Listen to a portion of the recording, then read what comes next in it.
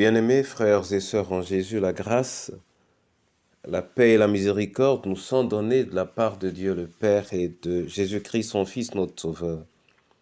Amen. Pour notre méditation de ce jour, nous allons lire dans le livre de Matthieu au chapitre 11, le verset 29.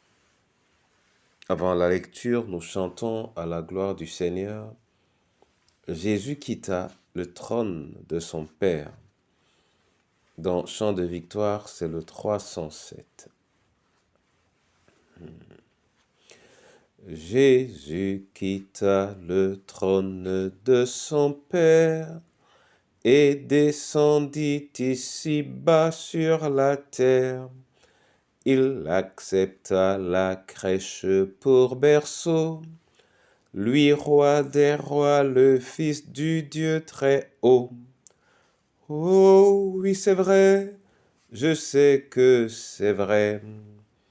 Il est écrit, cela suffit, que Jésus m'aime au bonheur suprême. La Bible me le dit. Oui, la Bible me le dit. Elle qui contient la parole du Seigneur, laquelle parole est devenue notre aliment. Seigneur, aide-nous à digérer cette parole ce jour, au nom du Père, du Fils et du Saint-Esprit. Amen. Matthieu, chapitre 11, verset 29. Je lis dans la version TOB, traduction du monde œcuménique. Traduction œcuménique de la Bible, pardon. Là, il est écrit, « Prenez sur vous mon joug et mettez-vous à mon école, car je suis doux et humble de cœur, et vous trouverez le repos de vos âmes. » Amen. Bien-aimés frères et sœurs en Jésus, le Seigneur nous promet le repos, mais il nous en donne le chemin. Pour parvenir au repos, il nous dit de prendre son joug, de nous mettre à son école, et il nous rappelle qu'il est doux et humble de cœur. Frères et sœurs en Jésus, le joug, c'est peut-être ce que l'on met sur les vaches ou sur certaines bêtes en vue de les utiliser dans les champs. C'est peut-être ce qui finalement oriente, guide, cerne et dirige les pas de ces bœufs afin qu'ils puissent accomplir les travaux ou les tâches, les charges qui sont les leurs. Le joug de l'Éternel, c'est également un guide et un conducteur. Et il demande que nous prenions son joug. Et le prenant, pour nous, c'est nous mettre à son école, apprendre à ses pieds. Et lorsqu'il dit, il nous rappelle que lui-même, il est doux et humble de cœur. Et là, il touche la caractéristique nécessaire pour tout enseigner, pour pouvoir apprendre, et je devais dire pour tout apprenant, pour pouvoir apprendre, il faut être humble.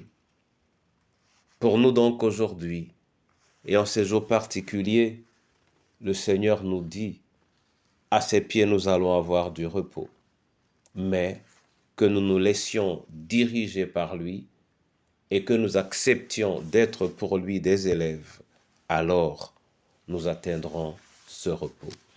Qu'il bénisse sa parole et qu'il nous donne d'aimer son joug et d'entrer à son école. Au nom du Père, du Fils et du Saint-Esprit. Amen. Je veux te bénir et te rendre grâce, Seigneur, pour cette parole invitation. Je veux te dire merci de nous l'avoir donnée aujourd'hui.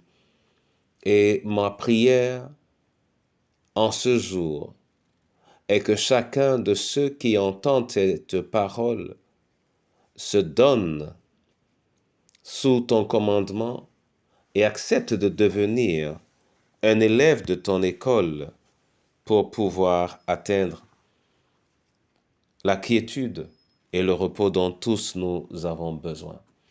Je veux te prier particulièrement pour tous ceux qui sont affligés, pour les veufs, veuves et orphelins. Je veux te prier pour ceux qui sont perdus ou égarés, pour ceux qui ne savent pas de quel côté marcher. Je veux te prier pour tous ceux qui sont sous une forme d'addiction. Je te prie, Seigneur, pour chacune de nos familles. Je te prie pour ton Église, oui, elle particulièrement, afin qu'en cette saison, elle sache revenir à toi, se laisser diriger par toi, revenir à ton école et y entrer avec humilité, afin que, Seigneur, le repos promis à la lumière de l'onction que le Seigneur Jésus a reçue puisse être manifeste dans la vie de ceux qui se disent chrétiens dans le précieux nom de Jésus. Je te prie, Seigneur, particulièrement pour ce jour. Inonde-le de ton amour et permets que ta grâce aide tes enfants à marcher sur le chemin que tu leur as tracé, toi qui es le chemin, au nom du Père, du Fils et du Saint-Esprit. Amen.